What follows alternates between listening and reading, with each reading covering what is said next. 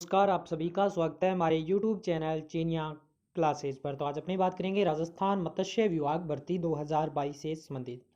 तो राजस्थान मत्स्य विभाग में मत्स्य विकास अधिकारी सहित विभिन्न पदों पर भर्ती के लिए नोटिफिकेशन जारी किया गया। तो जानेंगे भर्ती से संबंधित पूरी जानकारी, क्या उसे अंत तक बने रहें ताकि संपूर्ण जानकारी आपको अच्छे से क्लियर हो सके। वीडियो को लाइक कर दें, शेयर कर दें और यदि आप हमारे चैनल पर पहली बार पधार रहे हो तो चैनल को सब्सक्राइब कर लें और घंटी अवश्य दबा दें ताकि आपको इसी प्रकार की उपयोगी और नवीनतम जानकारी हमारे चैनल के माध्यम से समय समय पर उपलब्ध होती रहे। तो शुरू करते हैं आज की अपनी वीडियो। राजस्थान सरकार निदेशालय मत्स्य विभाग राजस्थान के द्वारा ये विज्ञप्ति नोट जारी किया गया है। दिनांक आप देख सकते हो 6/4/2022। इसमें कहा गया मत्स्य विभाग के अधीन मत्स्य विकास अधिकारी एवं सहायक मत्स्य विकास अधिकारी के पदों पर निम्न तालिका अनुसार प्रतिमाह नियत पारिश्रमिक पर 3 माह अथवा राज्य लोक सेवा आयोग भर्ती एजेंसी से चयनित अभ्यर्थी उपलब्ध होने तक आगामी आदेशों तक जो भी पहले हो उसके लिए नियुक्ति हेतु निर्धारित योग्यताधारी आवेदकों से आवेदन पत्र है वो आमंत्रित किए जाते हैं।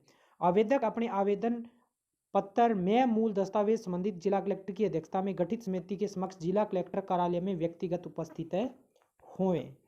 तो देखिए, सबसे पहले अपने चर्चा करते हैं कि किन पदों के लिए आवेदन है वो मांगे गए हैं। तो यहाँ पे 2 पदों के लिए आवेदन है वो मांगे गए हैं, जिसमें एक पद है जिसका नाम दे रखा है मत्स्य विकास अधिकारी और दूसरा दे रखा है सहायक मत्स्य विकास अधिकारी। जो मत्स्य विकास अधिकारी है उसके पदों की संख्या है 16 और जो सहायक मत्स्य विकास अधिकारी है उसके पदों की संख्या है 15। अगर आप मत्स्य विकास अधिकारी के लिए आवेदन कर रहे हो तो इसके लिए जो इस पद के लिए जो वेतन रहेगा वो 39,300 रुपये। इसी प्रकार यदि आप सहायक मत्स्य विकास अधिकारी पद के लिए आवेदन कर रहे हो तो इसके लिए जो आपको सैलरी मिलेगा वो 26,500 रुपये तक सैलरी दिया जाएगा। तो ये होगी पदों का नाम और उसके अंतर्गत दी जाने वाली वेतन या सैलरी। अब अपने बात करें इसके लिए ज़रूरी शैक्षणिक योग्यता आपके पास क्या होनी चाहिए कि आप इनके लिए योग्यता रखते हो या नहीं रखते हो, आपको पता चल सके। तो इसमें कहा गया है पॉइंट नंबर 1 यानी कि जो पद नंबर 1 था उसके लिए शैक्षणिक योग्यता यहाँ पे बता रखी है, अनिवार्य शैक्षणिक योग्यता। इसमें कहा गया है master degree in fisheries science, यानी कि आपने मास्टर डिग्री है वो मत्स्य विज्ञान के अंतर्गत कर रखा हो और MSc zoology with special paper in fisheries from a recognise university established by law in India. या तो आपने MFSC कर रखा हो या फिर आपने MSc जूलॉजी में कर रखा हो, साथ में आपका जो स्पेशल सब्जेक्ट है फिशरीज का वो आपने साथ में इसके अंतर्गत ले रखा हो, तो आप इसके लिए आवेदन कर सकते हो, योग्य हो सकते हो। इसी प्रकार जो पद क्रम 2 है, दूसरा पद जो अपने सहायक मत्स्य विकास अधिकारी पद की बात करी थी, उसके लिए यदि आप आवेदन करना चाहते हो तो क्या आपके पास जरूरी शैक्षणिक योग्यता होनी चाहिए। तो इसमें बता रखा है master degree in fisheries science यानी कि MFSC आपने किया होना चाहिए, या ये नहीं किया तो आपने MSc जूलॉजी में कर रखा हो, साथ में आपका फिशरीज जो सब्जेक्ट है वो भी इसके अंतर्गत एक पेपर के रूप में होना चाहिए। तो ये जरूरी शैक्षणिक योग्यता रहेगी इसके लिए। या फिर इसमें हो रहा है बैचलर ऑफ फिशरीज साइंस यानी कि BFSC आपने कर रखा हो with 1 year diploma in professional development programme from central institute of fisheries education Mumbai, यानी कि आपके पास साथ में 1 साल का ये डिप्लोमा भी होना चाहिए, तो आप इस पद के लिए एलिजिबल हो सकते हो या आवेदन कर सकते हो। तो ये होगी इन दोनों पदों के लिए जरूरी शैक्षणिक योग्यता।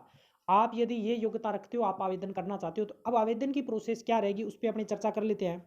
तो आगे इसमें दे रखा है, इसके अलावा इसमें दिया हुआ है दोनों पदों के लिए working knowledge of Hindi written in Devanagari script and knowledge of Rajasthan culture, यानी कि हिंदी के अंदर देवनागरी लिपि में और राजस्थान संस्कृति का ज्ञान आपके पास होना चाहिए।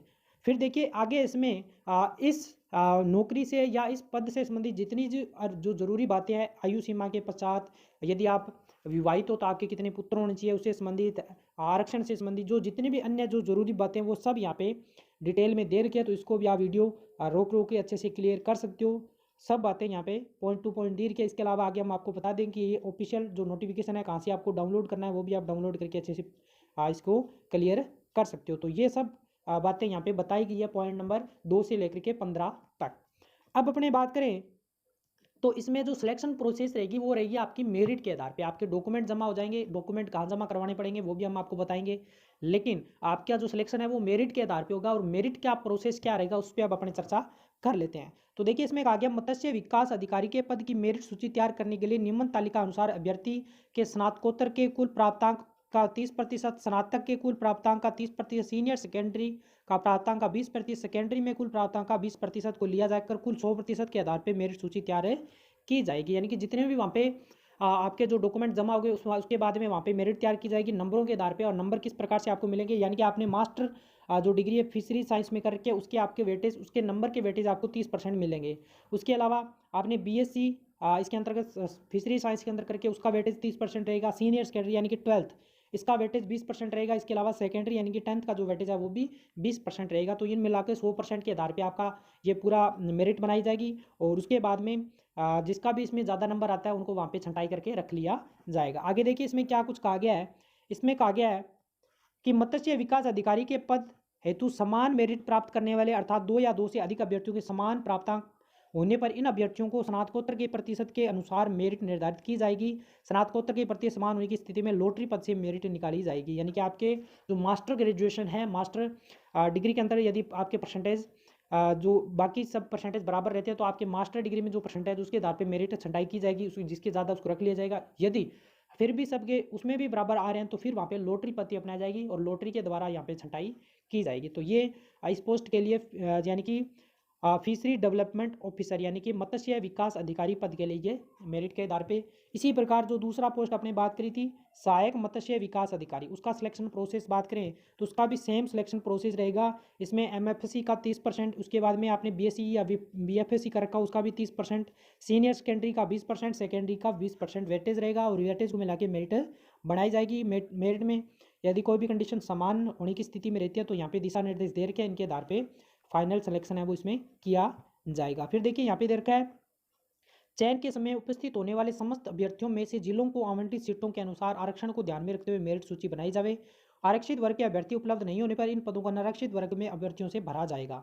जिलों को आवंटित सीटों के अतिरिक्त अभ्यर्थियों की पृथक से मेरिट सूची तैयार कर मैं दस्तावेज निर्देशालय मत्स्य को मुख्य चयन सूची के साथ मैं चयन कार्रवाई विवरण भिजवाई जाए। आगे इसमें समस्त अभ्यर्थियों के दस्तावेजों एवं चयन कार्रवाई विवरण का एक मैं सेट मूल दस्तावेज विभाग के संबंधित जिला कार्यालय में सुरक्षित रखे जावें। मूल दस्तावेज चयन अभ्यर्थियों के नियुक्ति उपरांत कार्य ग्रहण करने के पश्चात अभ्यर्थियों से प्राप्त रसीद प्राप्त करते हुए संबंधित अभ्यर्थियों को लौटा दिया जावे। जिन अभ्यर्थियों का चयन नहीं होगा उन्हें समस्त दस्तावेज नियुक्त सूची जारी होने के 1 माह पश्चात संबंधित जिला कार्यालयों से अभ्यर्थियों को प्राप्त रसीद करते हुए संबंधित अभ्यर्थियों को लौटा दिया जाएगा। यानी कि यहाँ पे जो ओरिजिनल डॉक्यूमेंट आपके जमा होंगे, जिन भी व्यक्ति का इसमें सिलेक्शन नहीं होगा वो उसके लिए आपको जब डॉक्यूमेंट जमा करवाओगे तो वहाँ पे आप रसीद दी जाएगी। उसके बाद में आप वापस रसीद जमा करवा के वो डॉक्यूमेंट अपने मूल डॉक्यूमेंट दस्तावेज है वो फिर से प्राप्त कर सकते हो। ये इस बारे में स्पष्ट रूप से यहाँ पे कहा गया है। फिर अपने बात करें, ये तो होगी मेरिट के आधार पर। अब आपको क्या कुछ करना है इसमें दे रखा है मत्स्य विभाग के अधीन ये जो पद है यहाँ पे इनको भरा जाएगा। वेतन की बात अपने कर चुके हैं। यहाँ पे आपको क्या कुछ करना है इसमें दे रखा है आवेदन पत्र का प्रारूप, आगे हम आपको बता देंगे। एक शपथ पत्र और एक आवेदन पत्र का प्रारूप वो दोनों को भर के और आपके डॉक्यूमेंट है उनको साथ में लेके, और जिलों में नियुक्ति हेतु कुल आरक्षित पदों की संख्या आवश्यक शर्तें दिया जाने वाले शपथ पत्र का प्रारूप आदि विभाग की वेबसाइट, यानी कि ये आपको नोटिफिकेशन मिल जाएगा। इसमें सब निर्देश दे रखे हैं तो इसको आप देख सकते हो। इस हेतु दिनांक 28/4/2022 को प्रातः 11 बजे से 3 बजे तक इच्छुक अभ्यर्थी अपने आवेदन पत्र में मूल दस्तावेज संबंधी जिला कलेक्टर की अध्यक्षता में गठित समिति के समक्ष जिला कलेक्ट्रेट कार्यालय में उपस्थित होना सुनिश्चित करें।